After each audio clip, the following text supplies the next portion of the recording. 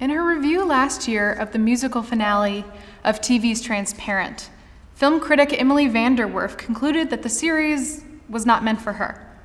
Transparent premiered in 2014, and it followed the lives of a wealthy Jewish family in Los Angeles, grappling with the late-in-life gender transition of the parent they'd grown up with, referring to as their father.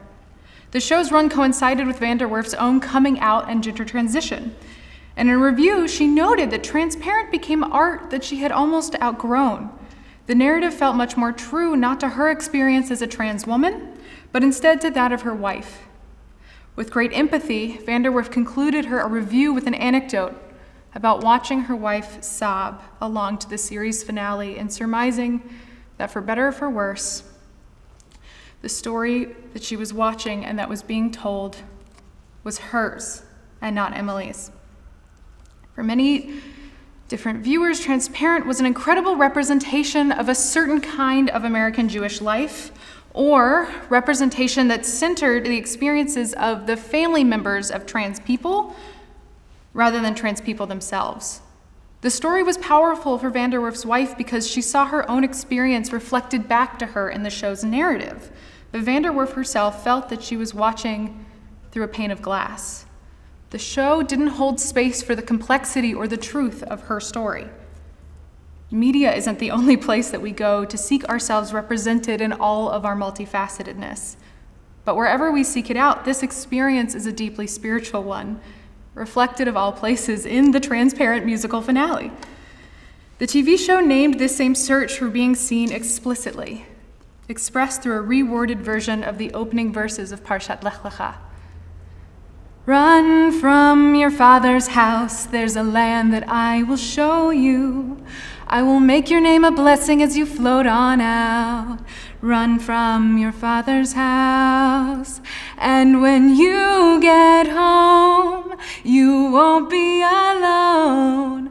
I promise to not look away. The promise of an ephemeral I, the voice of God in the Parsha, is powerful. What a gift it can be to behold the messy fullness of another being. What a risk, too, to offer up oneself for perception. In my own life, I've often found myself holding back for fear that my fullest self was too overwhelming, too complicated, too loud, too many pieces to put together. And I know actually that I'm not the only person here who's been tempted to shrink themselves or to jam mismatched pieces of self together. In the 38th chapter of the Midrashic work Genesis Rabbah, we meet a man who also knows something about fragments.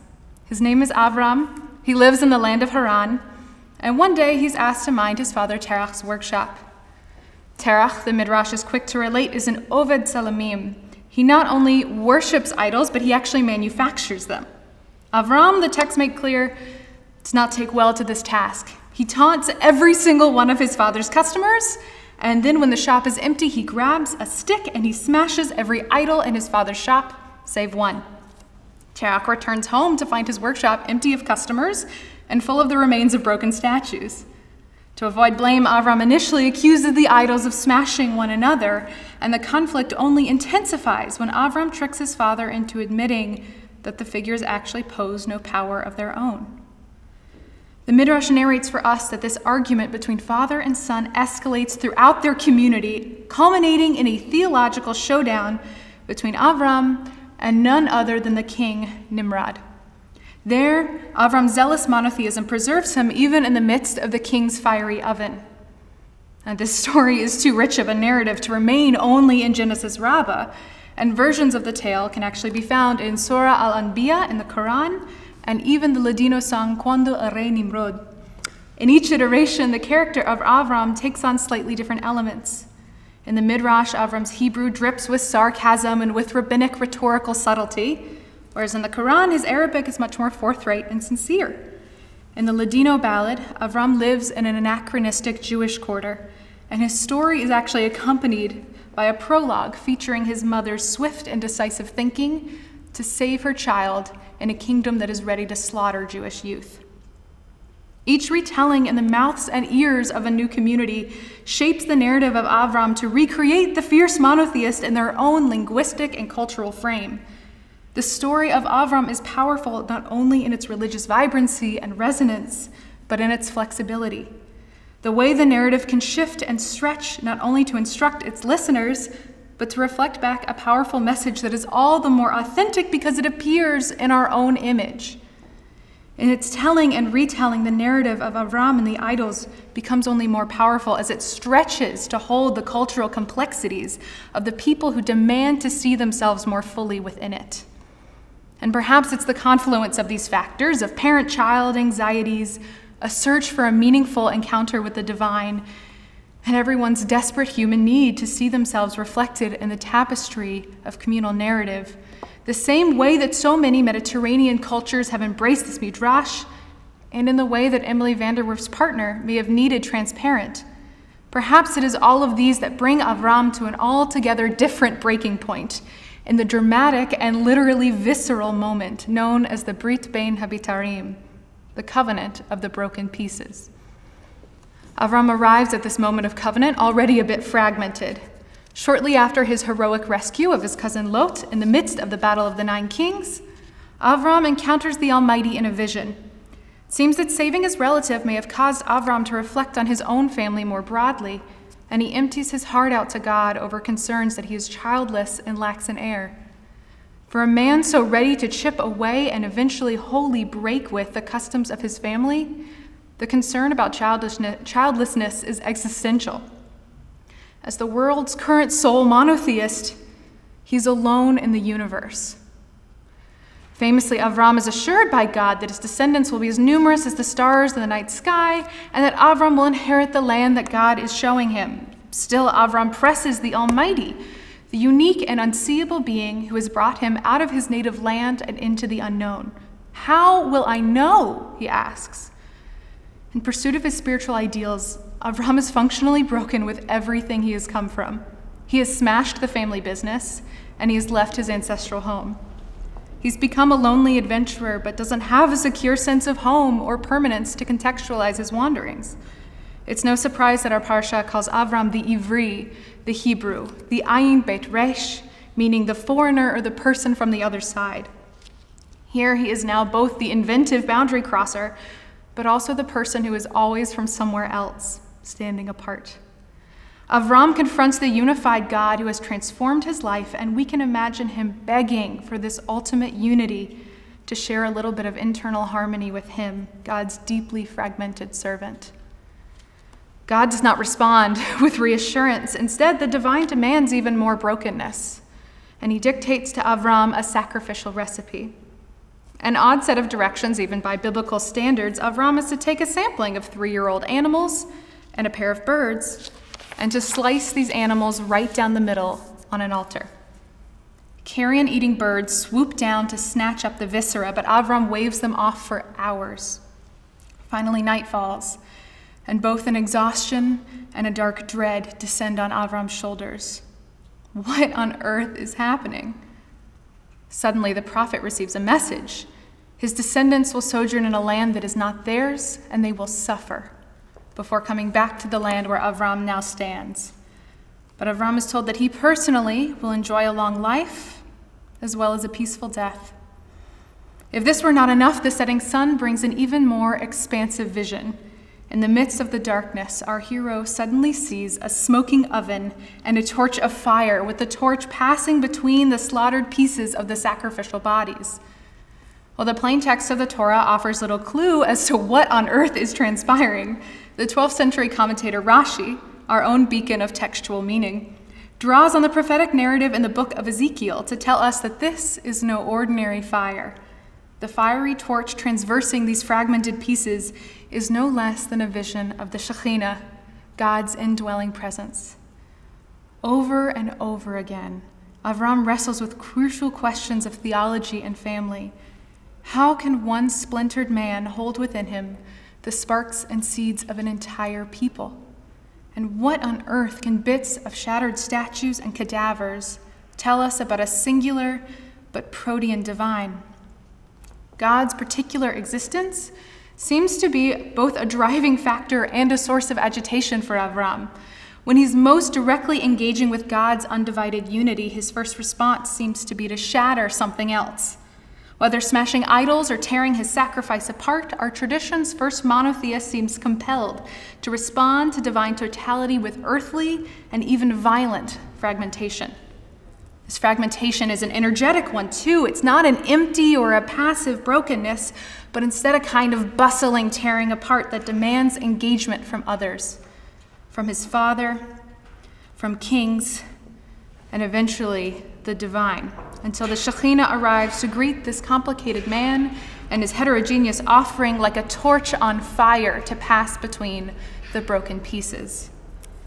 In his 2014 book, The Remainder of Faith, the late neo-Hasidic and postmodern thinker Rav Shagar insisted that a person cannot create something out of nothing, but she possesses a much more exciting ability, the ability to create one thing out of another thing.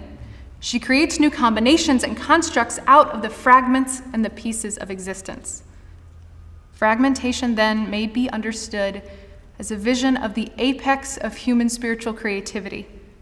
We cannot replicate divine unity in our lives, nor divine creation ex nihilo, and to represent either one may actually be, as Avraham's midrashic childhood suggests, an act of heresy, or instead to confront both our most existential questions and to seek the heart of the divine through a kind of insistent shattering. This is painful work, but not because of the agony of breakage itself. I think we're all already walking around feeling pretty torn up or shattered in some way, and I don't think that God demands that we additionally afflict ourselves beyond what the world has already managed to wreak on our hearts and on our bodies. This work is painful instead because we so worship an idol of false harmony. How many times have we sought a kind of smoothing over in our movements or in our communities close to home, pretending certain disagreements or disunities did not exist because it would make us too uncomfortable, or we might seem less powerful in our disunity? How many times have we not engaged with our own personal doubts or conflicting impulses for fear that we may seem to be hypocrites or less whole for containing multitudes? We do not need to tear our bodies apart to sit in how fragmented we all already are. Perhaps then this is why narrative is so important as we construct our spiritual selves. When we tell a story, the disparate events of our lives and our paradoxical desires and impulses can be collected and held in a single body of meaning. Our bits and pieces suddenly feel less like a pastiche of identity, but rather essential parts of an evolving and far-reaching self. A self in evolution allows us to access an even deeper holiness. There's a teaching of Rav Yosef Soloveitchik that Kedusha, the kind of holiness our tradition understands, is achieved by a certain fragmentation, by setting apart, is achieved by the individual not by blending every cognitive dissonance or ragged fragment of self into smooth homogeneity. Rather, Kedusha is achieved by a singular embrace of the multifaceted, each of our conflicting impulses still rooted in the whole and striving self. And it is in this space, the thin space between the jagged edges, gently held, where the Shekhinah dwells. Run from your father's house, there's a land that I will show you. And when you get home, you won't be alone. I promise to not look away. The gift of this new covenantal relationship is one of full body beholding, a conception of divinity that is wide and multifaceted enough not only to reflect a fragmentation that exists inside each person, but also powerful and loving enough to hold and challenge each one of us. The Brit Bein HaBetarim is a billboard on the highway of Jewish narrative, asserting that if monotheism is going to work, it is not about a totality of God, but actually about the spaces between the heterogeneous. Was this not also the strange new country that God promises to Avram? Not just a physical spot to establish a family and culture in Yerushalayim, but Yerushalem, a place of wholeness, a place where divine potential is represented not by broken shards of plaster, but through the inestimable grains of the sand in the sea. Avram is led this week to a tradition where new ground is laid not by the drilling of endless catechism, but instead where palaces of sacred argument can be built. A new kind of story, large enough to hold every star in the sky, where the presence of God cleaves not only to the choicest offerings, but rests in the spaces in between. Please join me for Kaddish Rabbanan.